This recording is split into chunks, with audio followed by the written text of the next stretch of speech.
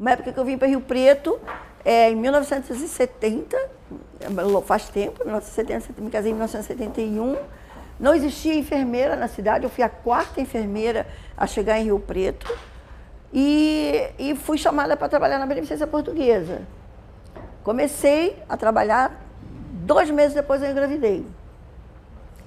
E lá, como não tinha enfermeiro, estava tudo muito desorganizado, então foi assim. E quando eu fui contratada, foi assim, eu preciso de você 24 horas aqui dentro do hospital. E eu consegui ter, os anos 70, 72, 74, 76, 80, foi só parindo, só tendo filho.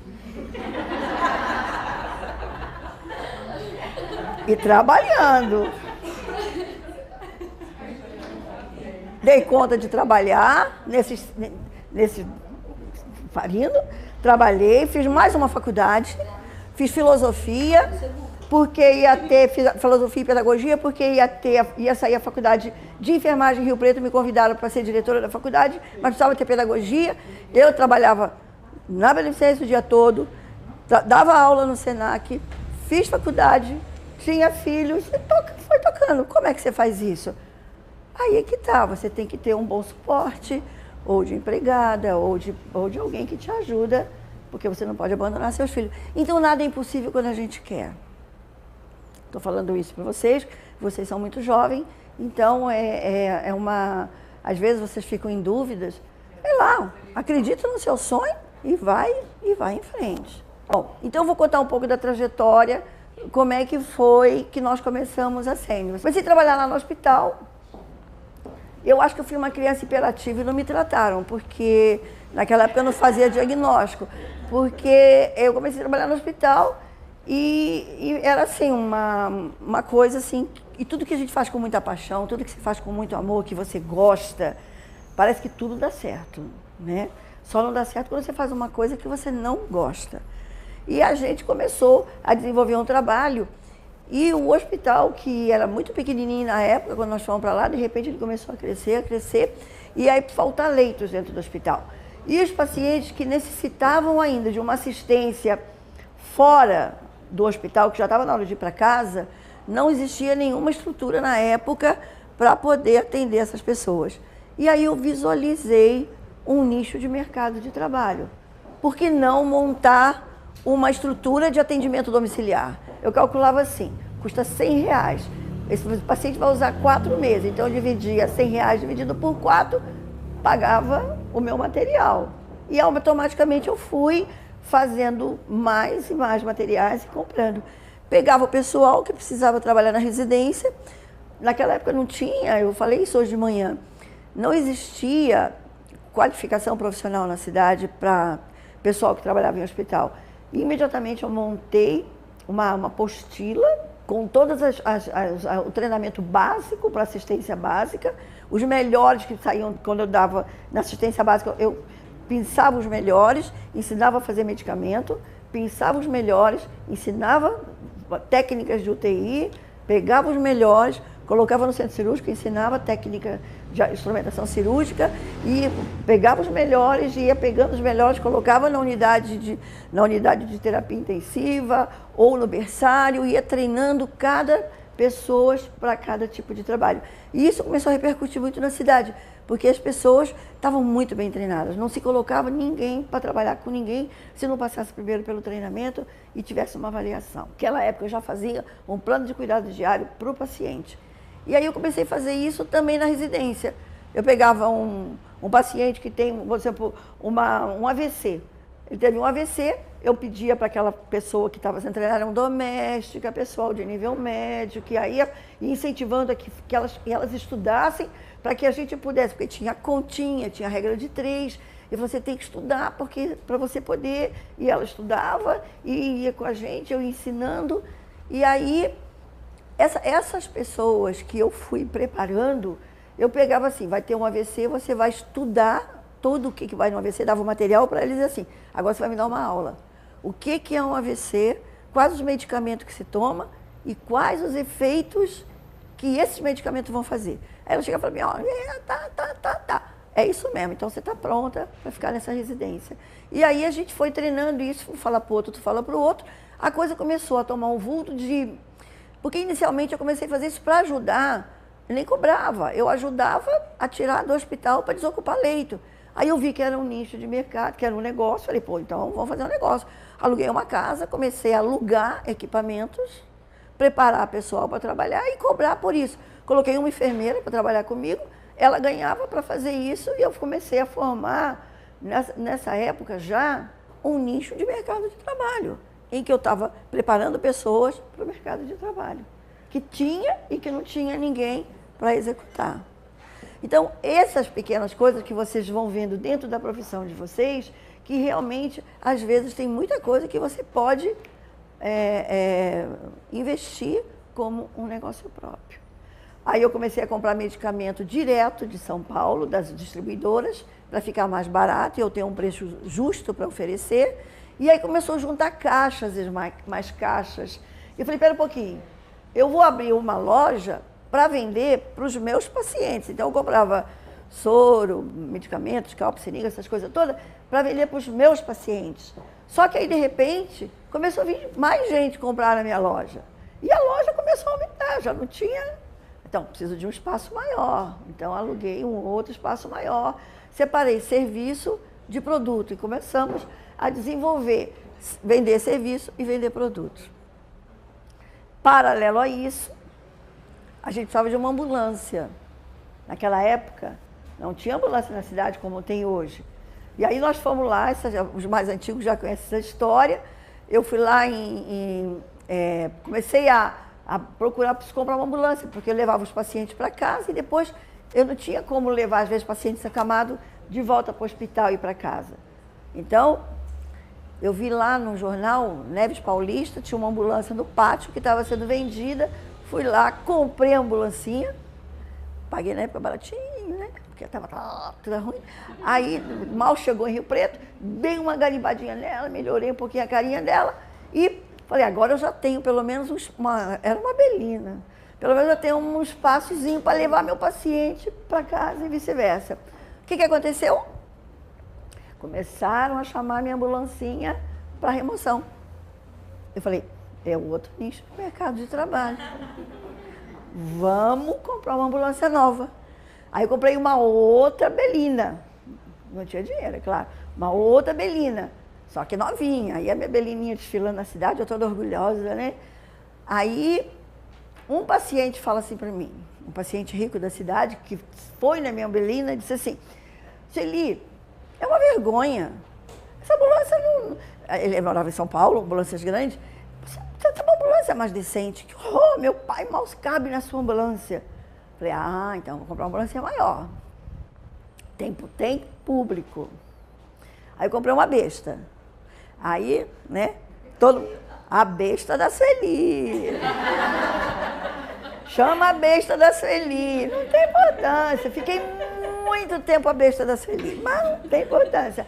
A bestinha começou a trabalhar, ia render dinheiro. Aí estava a bestinha, a belininha nova, a belininha velha, as três circulando. Aí tinha uma ambulância do IMC, era uma grandona, que eles... não está parada aqui, você não quer comprar? Quero, mas não tem dinheiro para pagar. Paga como puder. Tá bom, paga como puder, bom. Aí, paga como puder, comprei. Já eram 4 ambulâncias. E aí foi indo, comprou outra. Hoje eu tenho uma frota de não sei quantas, que mais de 16 ambulâncias. Quantas? 16, 17 ambulâncias, era eu. Então, as coisas vão acontecendo e você vai visualizando nichos de mercado de trabalho. Então, nós vendemos serviço, que é o home care, que é quando você interna um paciente em casa, com uma estrutura médica, enfermagem, físio, fono, 24 horas. Nós temos o atendimento pontual, que são os motoqueiros que vão na residência para aplicar um soro, para dar um banho. Ele vai lá e faz pontualmente. Precisar levar na missa, faz curativo, aquele atendimento que você não precisa ficar na residência. Tem enfermagem em 6 horas, tem enfermagem em 12. Então, nós temos paciente de baixa, média e alta complexidade. A gente consegue hoje levar um paciente de UTI com respirador para casa. Porque a coisa foi tomando um vulto, foram mais pessoas acreditando, mas tudo isso foi acontecendo, são 30 anos. Agora ela vai fazer 31 anos. Não, já fez 31, né? Vai fazer 32, faz 31 agora. Vai fazer 31. Então, as coisas vão acontecendo assim muito rapidamente. Mas você tem que estar, o quê? Ligada na tomada. Tem que saber o que você pode fazer além do que você faz na sua profissão. Porque tem mercado, gente. Tem mercado para todo mundo. Falta pessoas que realmente têm coragem de investir para você investir, você tem que ter duas coisas. Ou você tem que ter dinheiro, que não foi o meu caso, ou tem que ter crédito. Eu tinha crédito. Você tendo crédito, você consegue. O banco te empresta, você compra financiado, a gente vai fazendo, né? Então, as coisas vão tomando assim um vulto. E hoje a empresa cresceu muito, nós estamos hoje no Brasil todo. Nós estamos também fora do Brasil, nós estamos em Miami, nós temos a Sene Import Export, que é uma marca própria nossa, que é a Orocare, fomos comprar direto na China. E tem uma coisa interessante na China. Quando você fala que você vai comprar coisas na China, você imagina, porcaria, né? Mas é uma coisa que nós não sabíamos e acho que nem todas vocês sabem. É assim, você chega lá na China e fala assim, quanto custa isso? Ele fala assim, R$100. Dá para fazer mais barato? Dá. Quanto você quer dar? Dá 80. Dá para fazer mais barato? Dá. Ele vai baixando, mas vai baixando o quê? A qualidade. Você compra aquelas porcariadas, barato. Porque ele vai baixando. Quer? Um bom, perfeito, custa tanto. Você quer pagar, custa isso. Então, nós descobrimos isso. E aí, o que nós estamos fazendo? Já preparando, trazendo já containers de produtos diferenciados para a gente ter, para oferecer para os nossos clientes, que ninguém tem. Com um preço muito mais barato, que a gente pode estar entrando no mercado de uma forma certa, correta. Sei lá o que mais que eu posso falar, tem tanta coisa. Então é isso, a gente... É uma experiência, assim, você fala assim... Você imaginava que a sua empresa ia ficar do tamanho que ela está hoje? Hoje nós temos... Acho que devemos estar chegando nos 400 funcionários, é isso? Uns 400, 300 e pouco, né, funcionários, todos elitizados, todos registrados direitinho. E deve ter mais ou menos todos uns 2.000 trabalhando, que são cooperados, que estão trabalhando em residências. Então nós temos o que é o sucesso dessa empresa, o que é o sucesso da empresa? É o seu time de trabalho, é o time, são os colaboradores e as colaboradoras que acreditam nisso e se dedicam. Mas como você faz isso? Valorizando o seu time. Uma empresa ou uma pessoa que não valoriza o seu profissional, que não investe nele, automaticamente a empresa, ela tende a... Pode falar. Você teve apoio da sua família? Mais ou menos. Porque eu estava numa época, né, com criança pequena, né? Começou em 1986, que ela começou a crescer e fazer isso aí. A gente já até fazia antes, mas não tinha uma empresa ainda. Depois que montou a empresa em 86. Então eles eram pequenos, né? Foi 72, 74, 76. Então eles ainda estavam pequenos, numa fase, eles precisavam muito de mãe, né? Então, mas aí o meu marido falava, para com isso, você não precisa disso, para, isso dá muito trabalho, não mexe com isso. Mas eu acreditava, mas ele nunca impediu, nunca. Muito pelo contrário, financeiramente ele me ajudou muito para que eu conseguisse. Então, foi. Mais ou menos.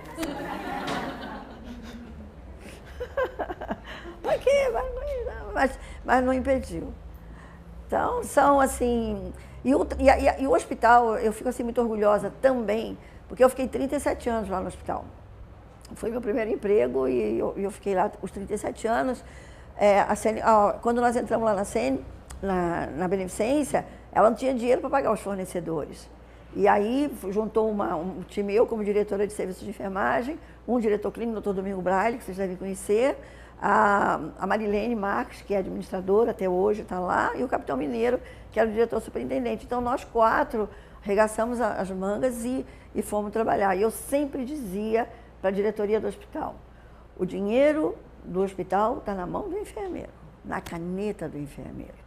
Não sei se tem alguém aqui da área da saúde, Está na caneta do enfermeiro. Era o que a gente escrevia, eram as anotações bem feitas, que aí as fontes pagadoras nos pagavam tudo direitinho. E aí a coisa foi andando e a beneficência cresceu, montou aquela unidade toda lá na época. Ela não gastou, não pediu um dinheiro, você estava. Na época deu em torno de 8 a 9 milhões, que era muito dinheiro para construir aquele prédio ao lado.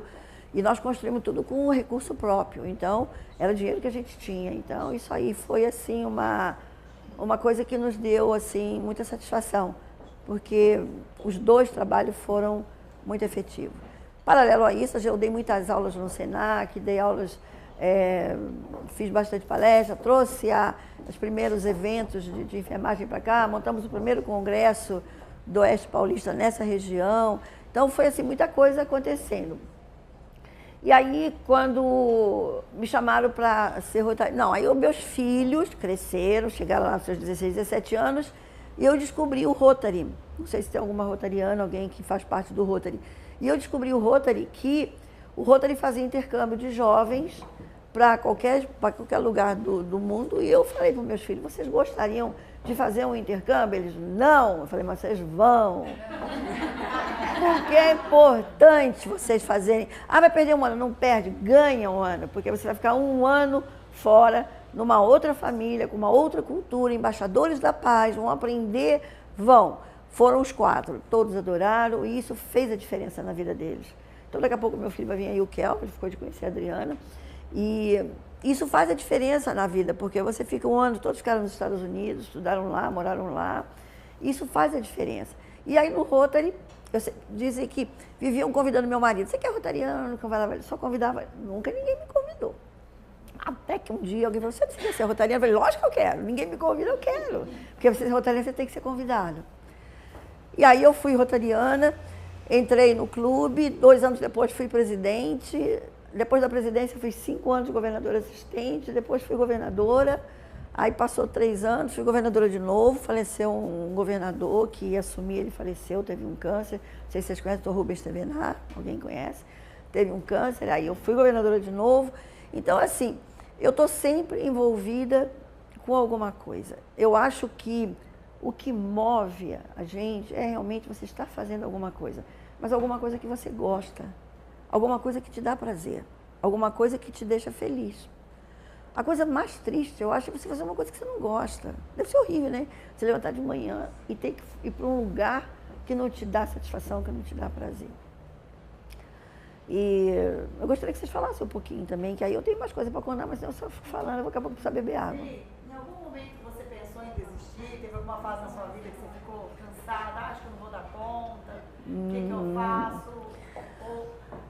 Não. O que te motivou a continuar? Não, teve uma época que a empresa começou a crescer, tinha muito paciente, eu não tinha muita gente para atender as necessidades, né? Começou a crescer. E aí eu falei assim, pô, eu estou no meio do rio, né? Exatamente essa pergunta, eu fiquei, estou no meio do rio. Se eu parar, eu morro afogada. Então vou continuar nadando, né? Foi assim que eu pensei. Você tem que buscar, né, gente? Nem tudo são flores. Vou dizer para vocês, tudo foi só flores, não. Teve épocas de chegar, época de pagamento, e eu não tenho dinheiro para pagar os funcionários, não tenho dinheiro. Mas nunca atrasei. Eu ia no banco, pegava o dinheiro no banco, pagava, pedia por casa, me virava, mas nunca atrasei uma folha de pagamento. Por quê? É interessante o nosso trabalho. Quanto mais pacientes entram, mais eu fico devendo. Porque é assim, entra um paciente, uma operadora me dá 5 pacientes. O que acontece? Aí eu tenho que comprar remédio, medicamento, pagar os profissionais no final do mês. Depois que fizer 30 dias, tem que pagar os medicamentos, pagar os profissionais, mas aí eu ainda vou faturar essa conta. Eu mando para a operadora. A operadora demora 30, 40 dias para conferir a conta, às vezes mais 10, 20, para pagar 3 meses para me retornar esse dinheiro. Então, quanto mais paciente entrava, mais eu ficava preocupada, porque eu não tinha ainda um capital de giro. Então, esses momentos assim, mas eu tinha crédito. Por isso que eles falam, às vezes você não tem dinheiro, mas você tem crédito. Os seus clientes hoje em dia, os seus pacientes, eles pagam Ou é como eles usam eles pagam? Não, as operadoras de saúde, nós temos convênio com todos os convênios. As operadoras de saúde, As operadoras que te pagam. ela que me paga. Então, elas têm os pacientes, elas querem tirar o paciente do hospital. Por que é bom sair do hospital? Evita infecção, desocupa o leito, o paciente fica no seu habitat muito mais confortável dentro da sua casa. Hoje em dia você não precisa mais levar uma criança para tomar soro em hospital, fazer fototerapia. Você faz tudo em casa, tudo. Ele prefere que você faça em casa do que levar para o hospital. Dona Sueli, A Sueli, por são favor. 4 filhos, né? Acho que nós estamos todas nessa fase. E algumas já são mãe, outras estão em transição. Em algum momento eles foram empecilho? Ou houve uma culpa de deixá-los para poder estar trabalhando, fazer alguma coisa desse estilo? Boa pergunta. Não. Sabe por quê? Eu aprendi uma outra coisa. Eu me lembro, eu vou chegar na sua resposta. Eu me lembro que no meu primeiro filho, o Kaiser Júnior, vocês devem conhecer hoje, ele é médico aí na cidade. Então, o meu primeiro filho, minha família é toda do Rio, né? Quando eu vim para Rio Preto, a família do meu marido falava assim, poxa, mas com tanta moça em Rio Preto, por que vai trazer uma do Rio, né? Então, eu já não fui assim muito bem aceita, né? Mas tudo bem. Então, aí todo mundo trabalhava, todo mundo tinha compromisso, né? Ninguém também, a minha cunhada trabalhava, e minha sogra já estava doentinha, não podia ajudar muito. Minha mãe no Rio, minha família no Rio. Então, eu sofri com empregada, né? Aquela coisa toda de empregada, criança nova, aquela coisa toda. Aí, uma pessoa disse assim para mim, quanto você paga para sua empregada? Eu estava no hospital, falei, ai, né, não tem que deixar meu filho, não sei o quê. Ele falou assim, quanto você paga para sua empregada? Eu falei o valor de mercado, né? Ah, tanto. Dobra o salário dela, que você pode dobrar o salário dela? Eu falei, posso. Dobra que você nunca mais vai ficar sem empregada. E foi o que eu fiz. Acabou meu problema. Ficou 30 anos comigo, minha empregada, me ajudou a criar. Era a tia Zaira. Então, eu tinha uma pessoa dentro da minha casa que foi, bem dizer, a mãe dos meus filhos, junto comigo. Até hoje, eles têm um carinho todo especial pela tia Zaira. O que foi mais difícil de administrar? O hospital, o grupo sênior ou os filhos? Não, eu acho que o hospital foi mais difícil. Eu vou explicar para vocês. Porque dentro de uma empresa assim, no hospital, o médico, nós e o paciente, a gente tem assim, a gente quer dar tudo para o paciente. Ele precisa, a gente quer dar. Mas a administração do hospital, ela está certa, ela vê quanto que custa e o que ela pode dar. Então, foi muito difícil conviver com isso, de você ver, às vezes, o paciente necessitando de alguma coisa a mais e você não poder dar. Então, eu acho que isso aí que mexeu um pouco mais comigo. Quanto ao problema da Ceni, não, porque eu fazia de graça para todo mundo. Chegava, a Ceni me atende ali, eu fazia, atendia. E eu acho que isso foi o nosso diferencial, porque a gente fazia tudo muito humanizado. A gente, no aniversário deles, a gente levava bolo, os funcionários iam lá, conversava muito com a família, sabe? Era assim um trabalho humanizado, sempre assim preocupado com a segurança, com a qualidade da assistência, com a segurança e principalmente com a humanização. Então, acho que isso aí foi o nosso diferencial. Tá.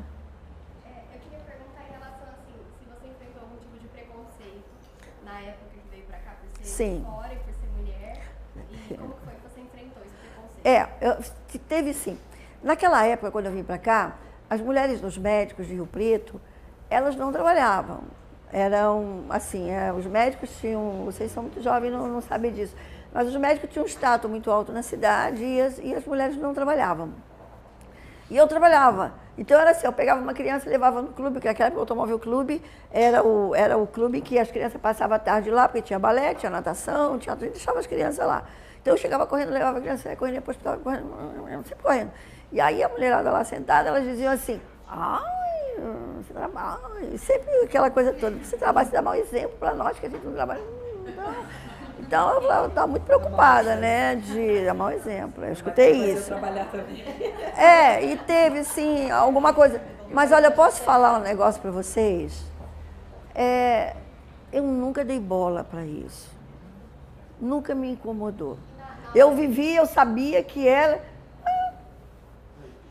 Eu tenho uma política, eu olho sempre para frente.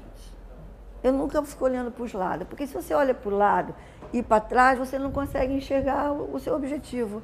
Eu estou sempre olhando para frente. Se é bom, eu escuto. Se não é bom, eu... Agora tem a palavra deleta, né? Antigamente eu falava descarta, agora eu falo deleto. De exercer algum comando sobre alguns homens, sobre chefiar homens. Sim. Ou sobre, né, Oh. uma situação maior do que o de um homem. Eu era brava. Sou brava ainda, mas eu era mais. Teve já médico que falava ou ela ou eu, porque eu enfrentava. Tinha que ser do jeito que tinha que ser, tanto para médico, quanto seja quem for, funcionários, se não correspondessem às necessidades e os treinamentos, não ficava não, e eu enfrentava mesmo. Nunca tive medo de enfrentar ninguém. E tive bons momentos, maus momentos, alguns sucessos, alguns erros, alguns acertos, mas eu acho que eu tive mais acertos. Mas tive também, não foi tipo assim, foi tudo uma maravilha, não, sempre tem, né? Alguma coisa, às vezes, criança doente, você tem que sair, não pode, né? Sempre tem, né? Mas nada assim nada que me tirasse o sono. Vocês perdem o sono por causa de problemas? Não pode. Se você não dorme, no dia seguinte você não está legal, não é assim? Não percam o seu sono por causa de problemas. Resolva o problema. Eu sempre falo que um problema traz um novo negócio. Guardem isso. Todo problema traz um novo negócio. Para pensar nos que vocês tiveram, se não daria um novo negócio. Olha, eu vou dizer um negócio para vocês. O conhecimento do negócio é muito importante. É a mesma coisa que você falar para mim, montar uma fábrica de parafusos. Eu não sei se seria bom para mim ter uma fábrica de parafusos, porque eu não entendo nada de parafuso. Ou uma fábrica de manutenção de automóvel. Mas no teu ramo, naquilo que você conhece, vai ser um bom negócio.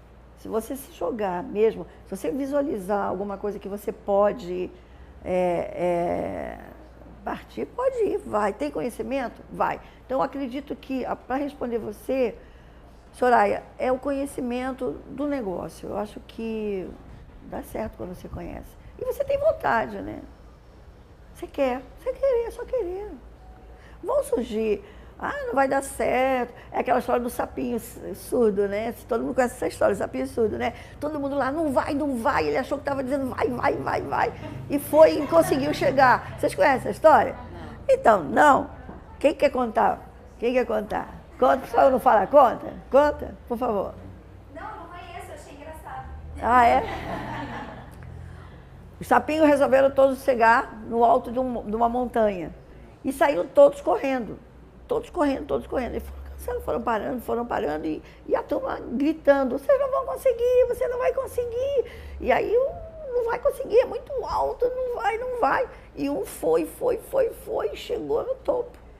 Então, quando eu falei, como é que você conseguiu? Nossa, vocês estavam vibrando para eu chegar, eu não podia não ir, porque vocês estavam me dando muita força para ir. Porque ele era surdo. Eu chamava na minha sala e conversava.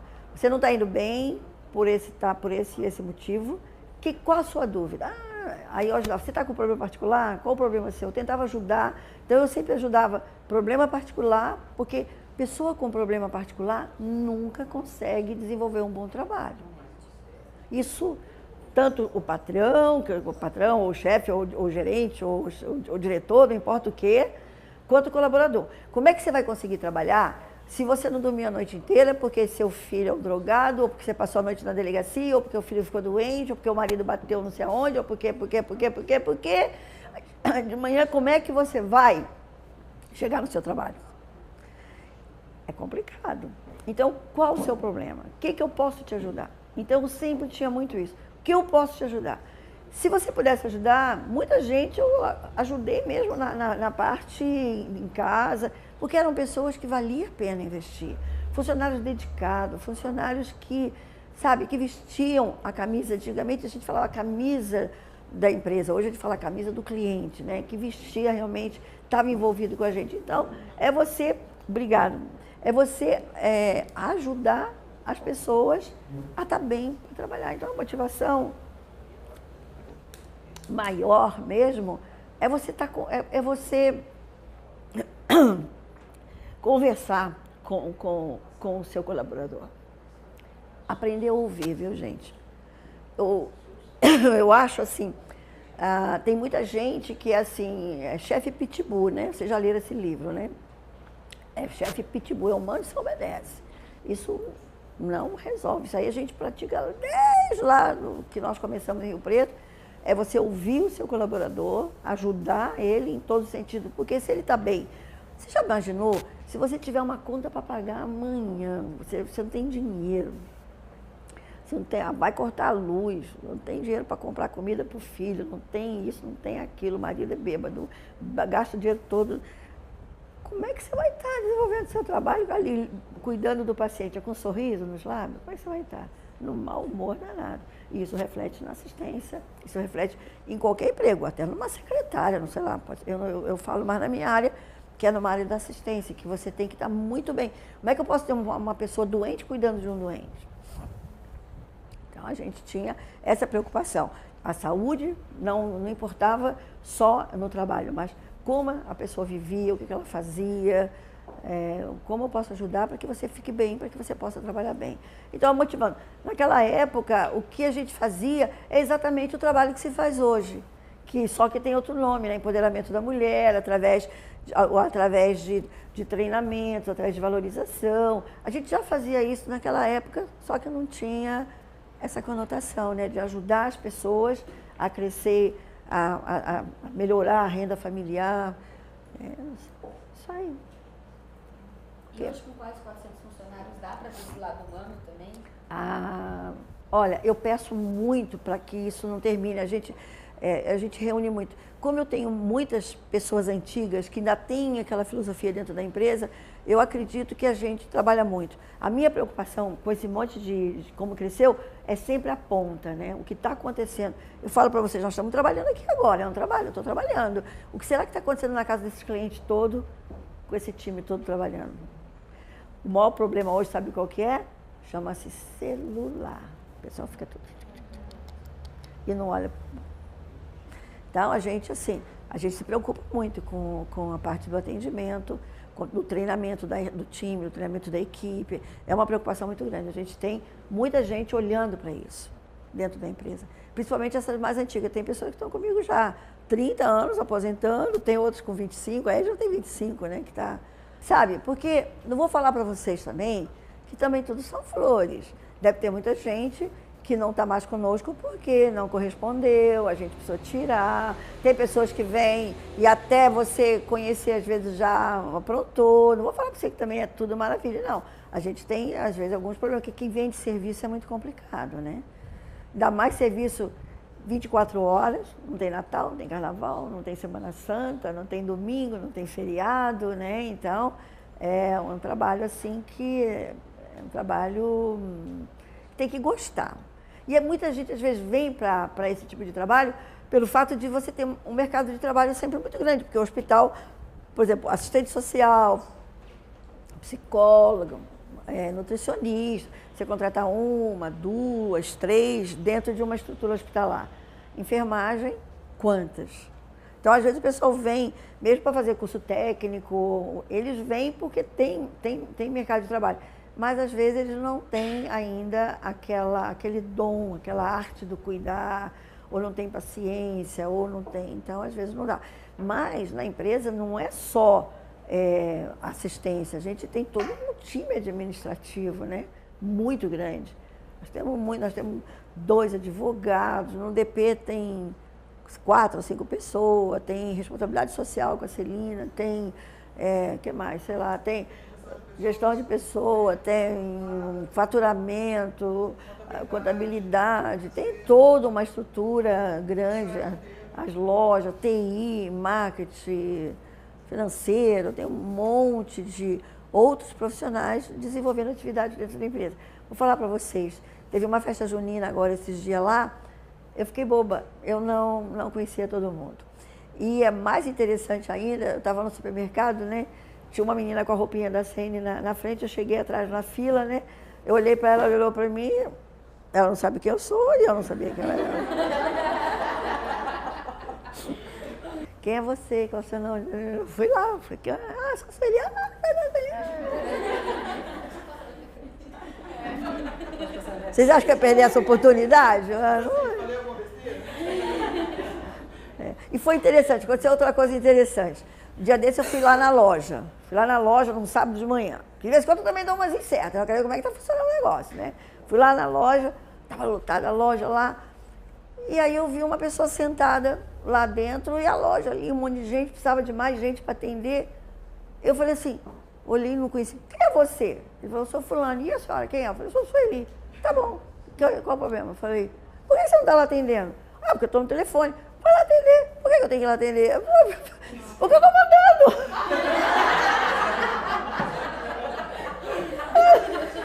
Estou mandando. Ele não sabia quem eu era. Quando ele chegou, dona, não sei o quê. Eu estou mandando, vai para lá. Entendeu? Então, assim, tem coisas, e acontece coisas interessantes, né? A Adriana vai, eu acho que a Adriana, vem cá perto de mim, Adriana. Nossa, você está falando aqui, não sei quanto tempo nós temos, eu estou falando, acho que a Adriana precisa falar também. Esse termo. Eu estou te convidada. Eu acho assim, olha, nós temos todo esse programa, né, da UEPS, que é o Empoderamento da Mulher, que a Adriana vai falar para vocês, que nós temos aí no filme para mostrar um pouquinho também. Mas eu vou só falar sobre essa palavra empoderamento. Hoje em dia está assim, realmente, o pessoal me questionando muito isso. Sueli, você também, empoderamento, porque as mulheres estão querendo o quê? É o que eu escuto, tá, gente? As mulheres estão querendo o quê? Você também deve escutar, né, Adriana? Você está falando que o quê? A mulher agora acha que ela pode mais, que ela quer ganhar mais. Eu falei, não, ninguém fala isso. O que nós queremos só é direitos iguais. Nós só queremos, assim, que nós, mulheres, possamos trabalhar, e os nossos maridos também trabalhar, melhorar a renda familiar, dar melhores condições para a família, em casa dividir nossas tarefas, só isso, ter salários que nós merecemos pelo nosso trabalho, pela nossa competência, não pelo fato de ser mulher, ou branca, ou negra, ou azul, ou amarela, não importa. O importante é que a gente seja valorizada. Então, esse termo empoderamento, ele só quer dizer isso, ele não quer dizer que eu sou boi no lame, nada disso. Porque tem muitas mulheres que falam que são poderosas e não são nada de poderosas. O que elas fazem para ser poderosas? Qual é o diferencial delas? O que ela se merece? Ela se merece para dizer eu sou poderosa? Eu tenho certeza que cada uma de vocês sabe se você é poderosa ou não. Eu não me sinto poderosa. Eu não. Eu sou uma pessoa feliz que eu faço o que eu gosto.